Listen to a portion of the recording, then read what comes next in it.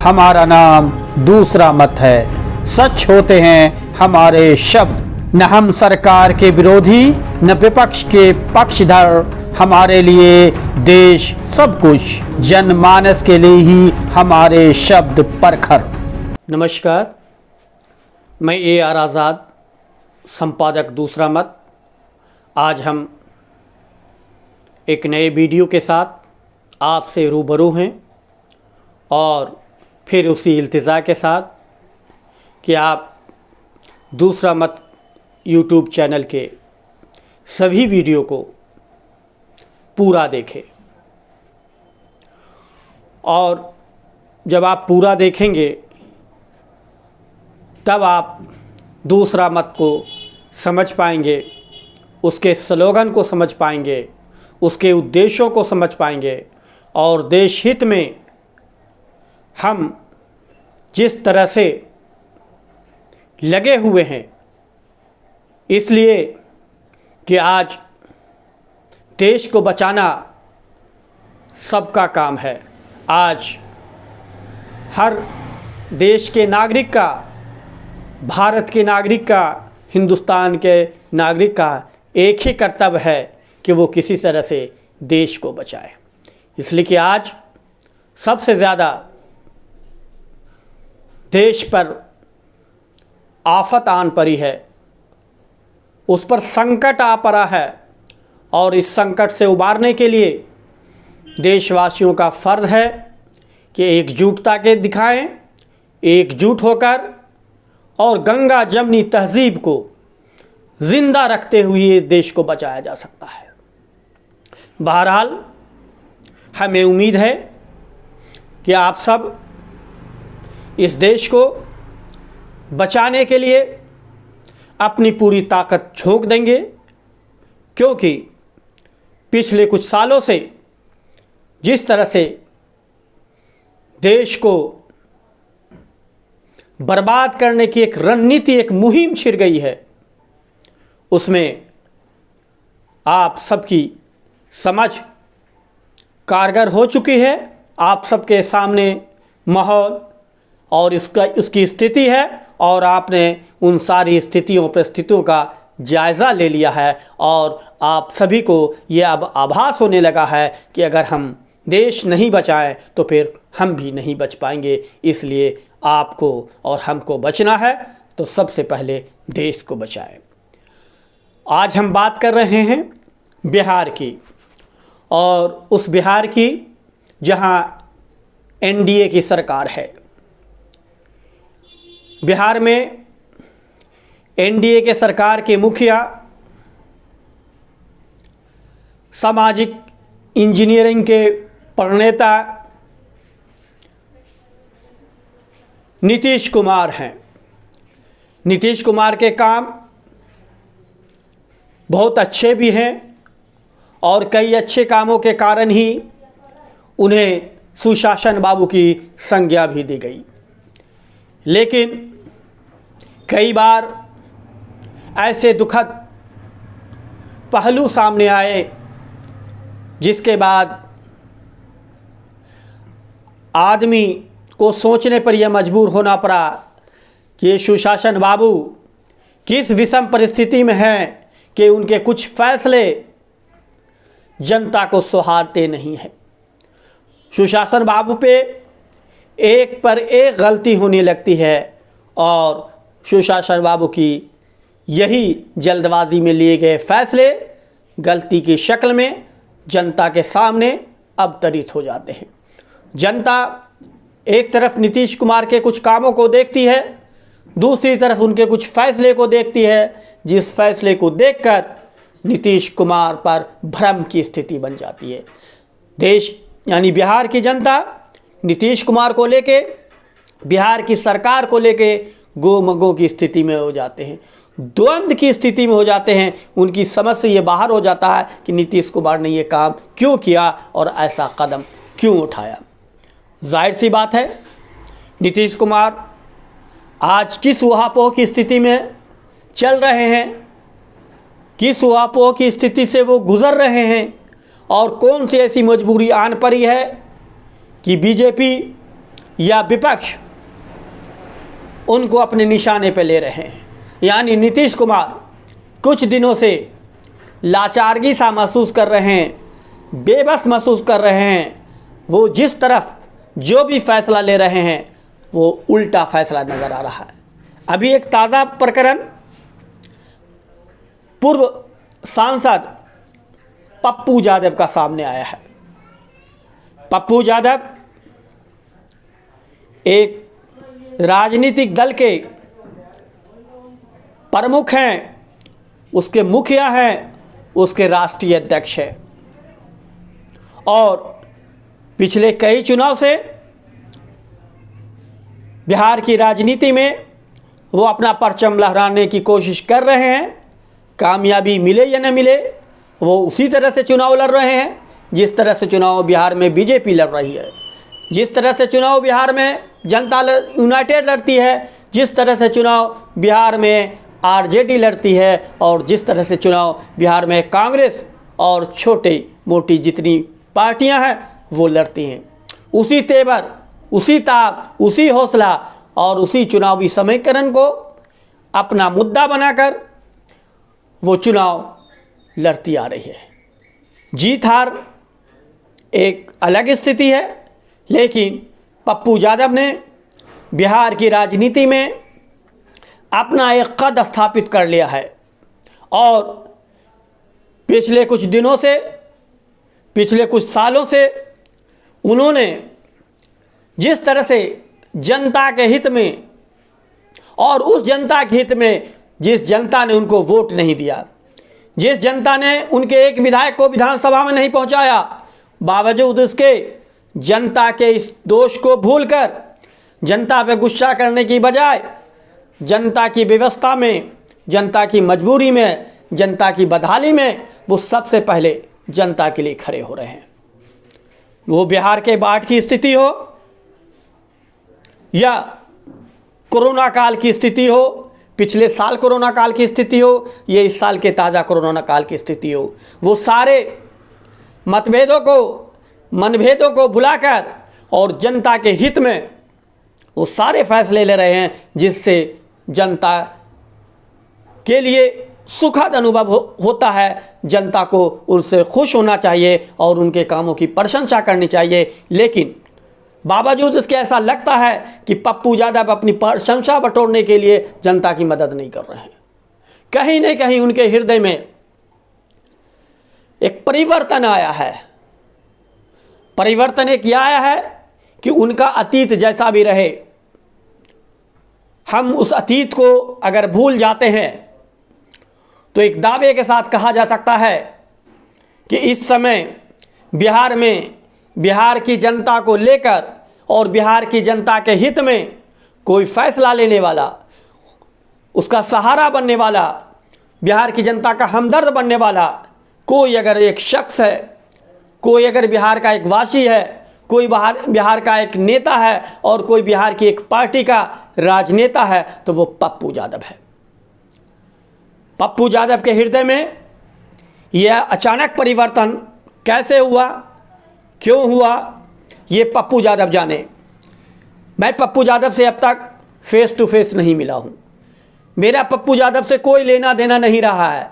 मैं पप्पू यादव का प्रशंसक नहीं हूँ और नहीं मैं पप्पू यादव को बहुत अच्छे राजनेता के तौर पर अब तक जानता था और न मानता था। लेकिन जब आज की इस विषम स्थिति में हमने देखा, हमने परखा, हमने जांचा कि पप्पू यादव ने बिहार में आई बाढ़ की विभीषिका में किस तरह से घर से बाहर निकलकर लोगों के लिए उन्होंने काम किया और उन्होंने जो काम किया बिहार की जनता ने उस काम का उनको मजदूरी नहीं दी, मजदूरी उन्होंने बिहार की जनता ने बेईमानी कर लिया और उनके सारे के सारे कैंडिडेट को 2020 के चुनाव में हरा दिया। बावजूद इसके उन्होंने जनता पे कोई दोष नहीं मढ़ा। आप ये समझिए वो सारे बेबस जनता, बिहार की वो जनता जो भूख से मर रहे थे, जो परेशानी में थे, जो बाढ़ की विभीषिका में थे और जो कोरोना काल में खाने दाने दाने को मोहताज थे, उन्होंने सबसे आगे आकर एक ऐसी वाहिद अकेली पार्टी होगी पप्पू यादव की जो बिहार में सबसे ज़्यादा काम किया। और कोरोना काल में या मुसीबत में अगर कोई किसी के काम आता है तो उस देश की सरकार को भी, उस राज्य की सरकार को भी उसके कामों की सराहना करनी चाहिए और जनता को भी सराहना करना चाहिए। और इस बिना पर पप्पू यादव के कामों की नीतीश कुमार को सराहना करनी चाहिए थी। नीतीश कुमार चाहे जिस दल में हो, पप्पू यादव चाहे जिस दल में हो, लेकिन नीतीश कुमार का काम क्या था कि वो पप्पू यादव किसी न किसी बहाने नीतीश कुमार की मदद कर रहे थे। नीतीश कुमार की मदद इसलिए कर रहे थे कि नीतीश कुमार बिहार के मुखिया थे और बिहार की जनता त्राहिमाम है। कोरोना काल में बिहार की जनता खाने को मजबूर है, मोहताज है, इलाज का प्रबंध नहीं है और किसी तरह की उसकी सहूलियत नहीं है। अगर ऐसे मुसीबत में कोई आपकी जनता के लिए, कोई आपके लोगों के लिए, आपके प्रदेश के लिए वो आगे बढ़ता है, काम करता है, जनता के लिए राशन बांटता है, जनता को सहायता प्रदान करता है और जनता को हौसला देता है सामने आकर, तो आप उसे कैसे गिरफ्तार कर सकते हैं? कभी भी कोई गिरफ्तारी मजलूमों की मदद करने से हो सकती है, जनता के लिए काम करने से हो सकती है, नहीं हो सकती है। फिर नीतीश कुमार का दिमाग कैसे खराब हो गया? एक प्रदेश के मुखिया का दिमाग ऐसा खराब हो गया कि एक ऐसे संवेदनशील, एक राज्य के सबसे बड़े शुभचिंतक और उस राज्य के नागरिक के सबसे बड़े शुभचिंतक, जिसकी चिंता वो ले रहे थे, जिसकी वो चिंता कर रहे थे और चिंता का वो समाधान कर रहे थे, लोगों को राशन पहुंचा रहे थे, कोरोना में लोगों की मजबूरी का वो दंश देख रहे थे और उनसे सहा नहीं जा रहा था, तो वो जनता के लिए आगे आ रहे थे, वो अपनी जान की परवाह नहीं कर रहे थे। आज सारे के सारे नेता छुप गए हैं चूहे की तरह बिल में, और पप्पू यादव सही माने वो जनता की घर से निकल रहे हैं, उनको अपनी जान की परवाह नहीं, और बाहर निकलकर बिहार के नागरिकों को, बिहार के वोटरों को, बिहार की जनता के लिए वो अनाज पहुंचा रहे हैं, उसकी मदद कर रहे हैं। और इस बिना पर आप उन्हें गिरफ्तार कर लेते हैं, उन्हें गिरफ्तार करते हैं कोरोना काल में लॉकडाउन के नियमों को का धज्जियां उड़ाने के नाम पर, लॉकडाउन के नियम को तोड़ने के नाम पर, और फिर उन्हें जेल भेज देते हैं 14 दिन की हिरासत में, 30 साल 35 साल वाले पुराने केस में।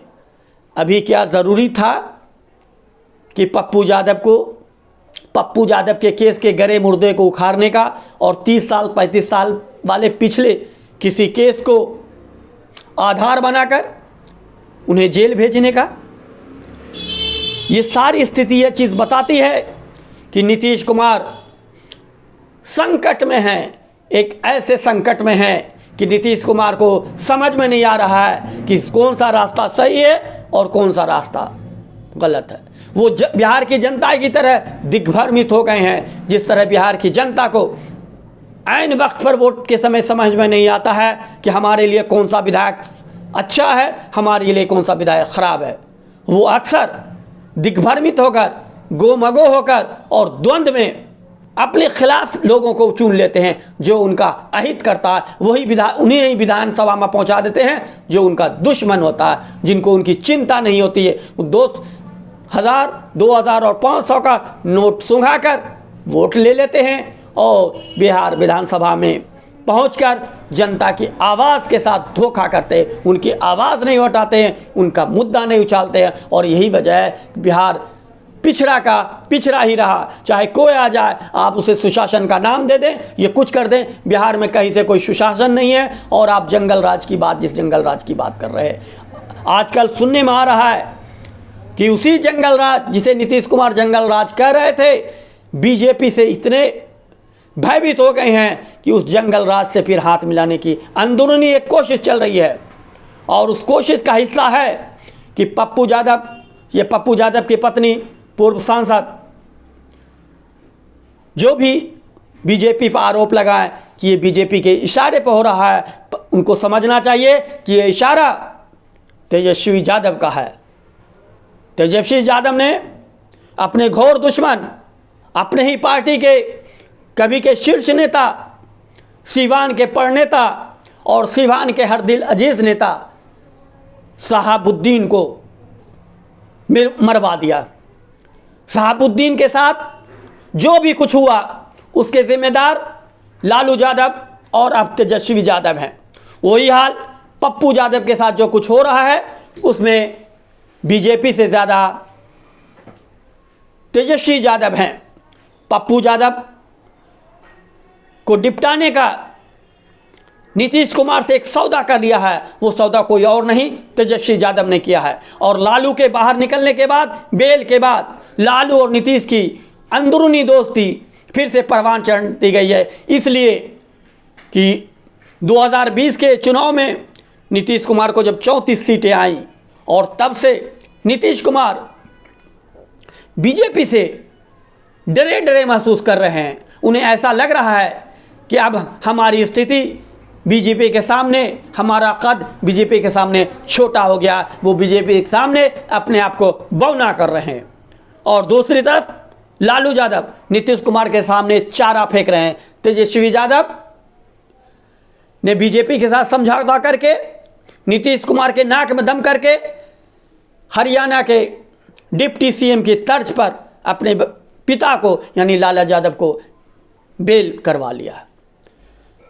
और बीजेपी के साथ एक सौदेबाजी का ही ये एक प्रकरण था कि तेजस्वी यादव एक तरफ बीजेपी की तरफ हाथ बढ़ा रहे हैं, नीतीश कुमार लालू यादव की तरफ हाथ बढ़ा रहे हैं, यानी आरजेडी एक साथ दो खेल खेल रही है।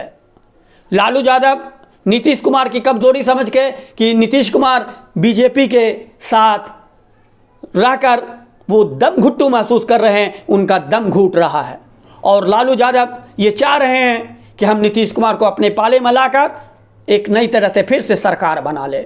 जो प्रकरण पिछले चुनाव में 2015 के बाद 18 महीने के बाद शुरू हुआ था, वही प्रकरण फिर से शुरू होने जा रहा, यानी बिहार का वो इतिहास फिर से दोहरा रहा। इधर तेजस्वी यादव बीजेपी के साथ मिले हुए हैं, बीजेपी तेजस्वी यादव को अपने अधीन रखे हुए है और उसे एक चारा बीजेपी ने भी फेंका है कि तुम्हारे ऊपर से हम सारा केस वापस ले लेंगे। यानी तेजस्वी यादव जेल से बचने के लिए वो चाह रहे हैं कि हम बीजेपी के साथ समझौता करें।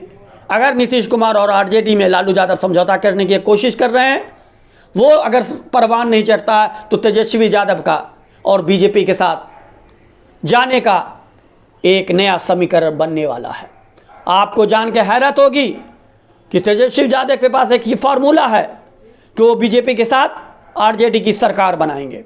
और उनका ये मानना है कि जब नीतीश कुमार बीजेपी के साथ सरकार बना सकते हैं और 17-20 साल तक नीतीश कुमार बीजेपी के साथ रह सकते हैं और बीजेपी के साथ रहने के बावजूद मुसलमान उनको वोट दे सकता है, तो फिर मुसलमान मुझे क्यों नहीं वोट देगा अगर हम बीजेपी के साथ चले जाते हैं।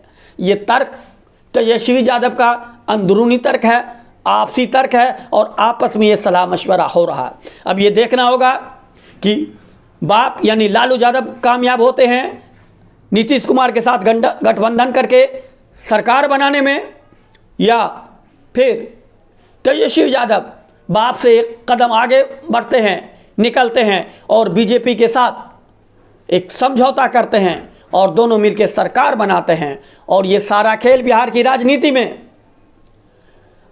लालू यादव के बेटे तेजस्वी यादव अपने सारे दुश्मनों को निपटाने के में लगे हुए हैं और अपने केस को ख़त्म करवाने के लगे हैं। जो उनके परिवार पर जो केस लगा है उसको ख़त्म करवाने पर लगे हुए हैं। आपको याद होगा कि आप डिप्टी सीएम जो नीतीश कुमार के साथ थे, आजकल वो राज्यसभा सदस्य हैं। वो अक्सर कहा करते थे कि हम सबको, पूरे परिवार को जेल भेज देंगे। कहाँ राबड़ी देवी जेल गई, कहाँ तेजस्वी यादव जेल गए, कहाँ मीसा भारती जेल गई और कहाँ लालू यादव के कौन से दामाद जेल गए और कौन सी बेटी जेल गई। कहने का मतलब कि बीजेपी डराती है, धमकाती है और एक ऑप्शन खुली रखती है कि कल होके हम उसी डरावने में और उस ऑप्शन का इस्तेमाल करके हम उसका लाभ ले सकें। नीतीश कुमार का जो इरादा है वैसा ही इरादा बीजेपी का है। नीतीश कुमार लालू यादव के साथ खिचड़ी पका रहे हैं, बीजेपी तेजस्वी यादव के साथ खिचड़ी पका रही है। और दोनों ये समझ रहे हैं कि मुस्लिम वोट कहीं से खिसकने वाला नहीं है। तेजस्वी यादव को लगने लगा है कि बिहार का मुसलमान मूर्ख है, इसलिए कि लालू यादव भी यही समझते हैं बिहार के मुसलमानों को हम एक बार संग कहेंगे, बीजेपी को गाली देंगे और मुसलमान मुझे वोट दे देगा। यानी मुसलमान की कमज़ोरी, मुसलमान की नासमझी और बिहार के मुसलमानों की बेवकूफ़ी और बिहार के मुसलमानों की बदहाली से वो वाकिफ़ है। बिहार के मुसलमानों की एक एक कमज़ोरी, चाहे वो छोटे हों या बड़े हों, सबसे लालू यादव वाकिफ़ है। और उसी का इस्तेमाल करके, उसी का प्रयोग करके लालू यादव इतने दिनों तक शासन करते रहे।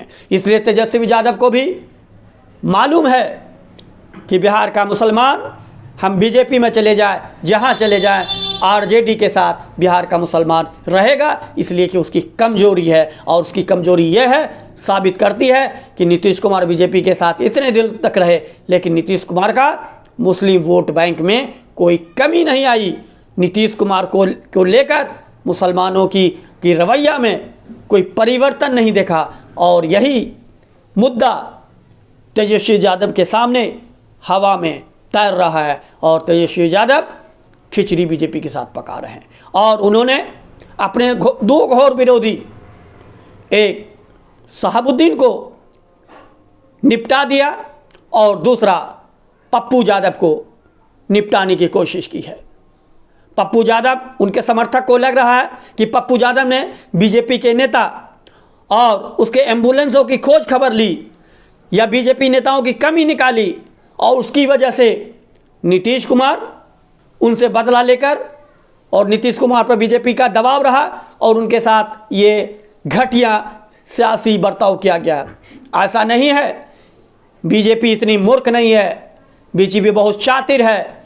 वो ऐसी बेवकूफ़ी आरजेडी ही कर सकती है और आरजेडी ने इस बार बेवकूफ़ी से ज़्यादा अक्लमंदी से काम लिया है। तेजस्वी यादव ने ये समझ लिया कि हम करेंगे, नीतीश कुमार से हम ये करवाएंगे और इसका आरोप किस पे लगेगा, तो बीजेपी पे लगेगा कि बीजेपी नहीं कराया। ये सारा खेल नीतीश कुमार की कमज़ोरी का फ़ायदा लेकर लालू यादव और तेजस्वी यादव ने कराया है और पप्पू यादव का से बदला उन्होंने लिया, इसलिए कि 2020 के बिहार विधानसभा चुनाव में आरजेडी की और कांग्रेस की जो स्थिति हुई उसके पीछे एक कारण है कि पप्पू यादव ने हर जगह से वोट काटे और वही वोट जो कटा जिसके नतीजे में बीजेपी जो है नीतीश कुमार से भी ज़्यादा सीट बीजेपी को आई और यह चीज़ आरजेडी को भी चुभी और यही चीज़ नीतीश कुमार को भी चुभी। इसलिए कि नीतीश कुमार का कम सीट आने का एक कारण, उसमें पप्पू यादव को भी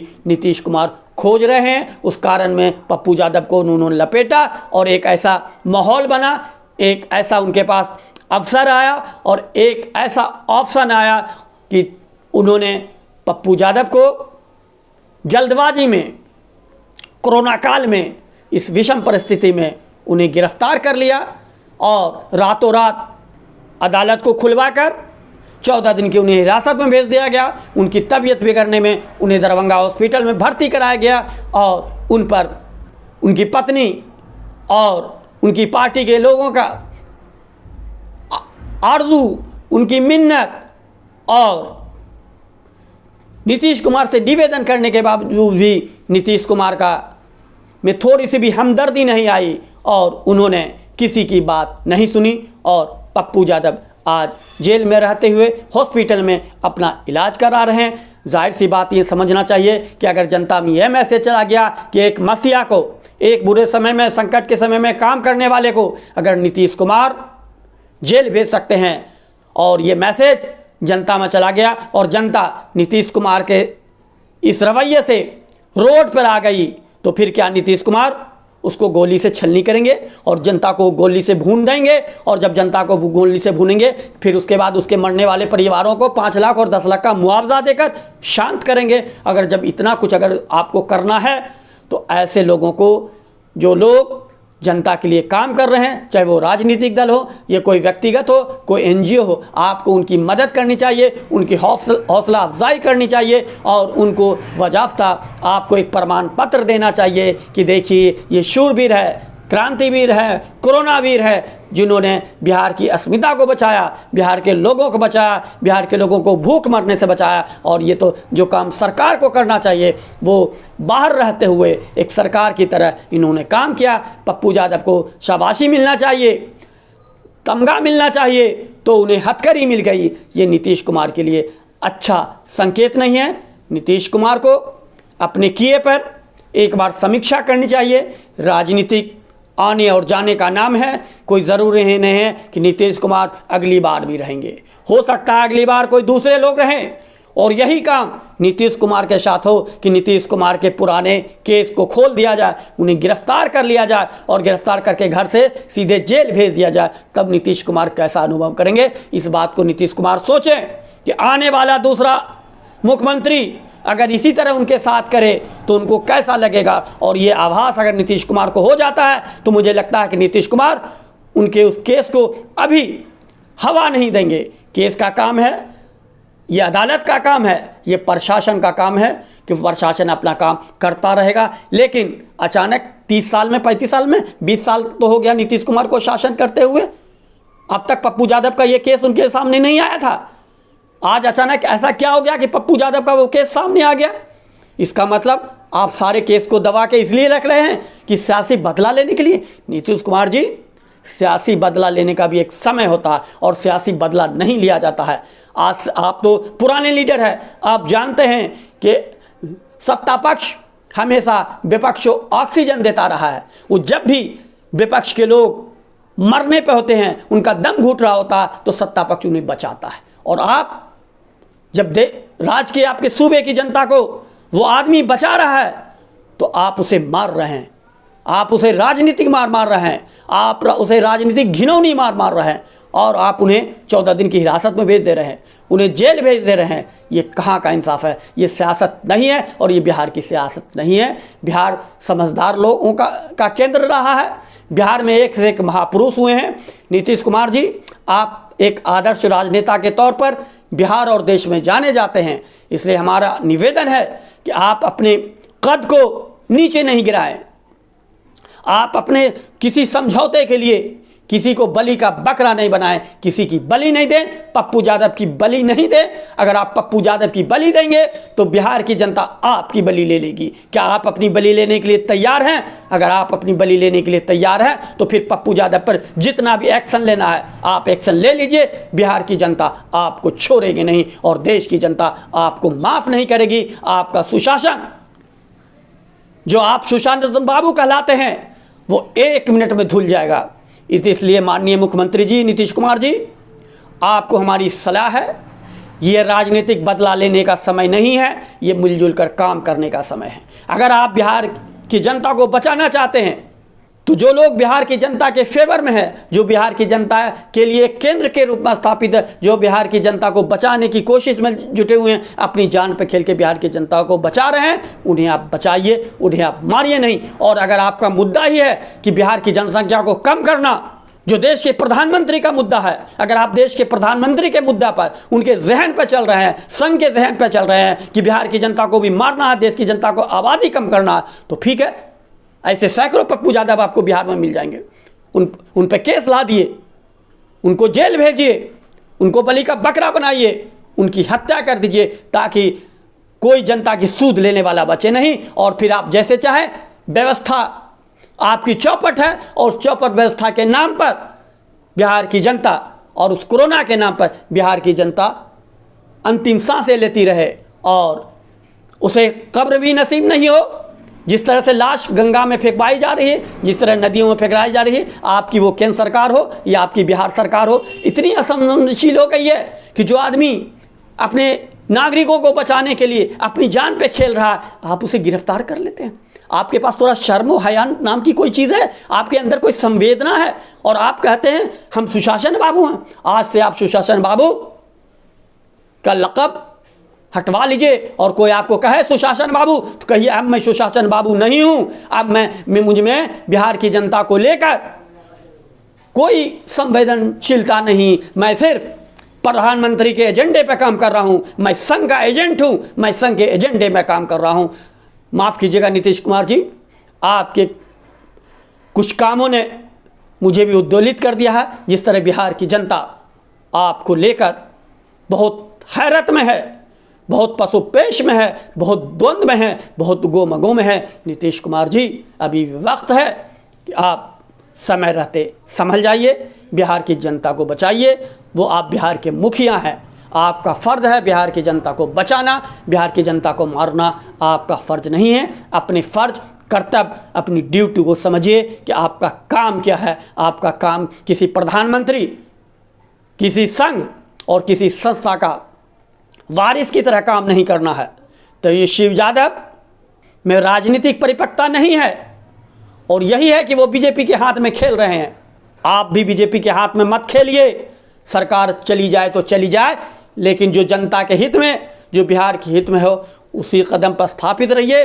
बिहार की जनता आपके मुख्यमंत्री नहीं रहने पर भी आपका वही सम्मान करेगी, और अभी जितना सम्मान कर रही है कहीं उससे ज़्यादा सम्मान करेगी। आप अपनी बिहार की जनता की बलि लेने के बजाय अपनी सरकार की बलि दे दीजिए। बस आपसे हमारा यही निवेदन, आपके लिए बस यही सलाह। तो दोस्तों, आज हम बिहार पे केंद्रित थे और बिहार की बात पप्पू यादव के बहाने कर रहे थे। ये हमारा वीडियो आपको कैसा लगा, अपने सुझाव से हमें ज़रूर अवगत कराएंगे। नमस्कार।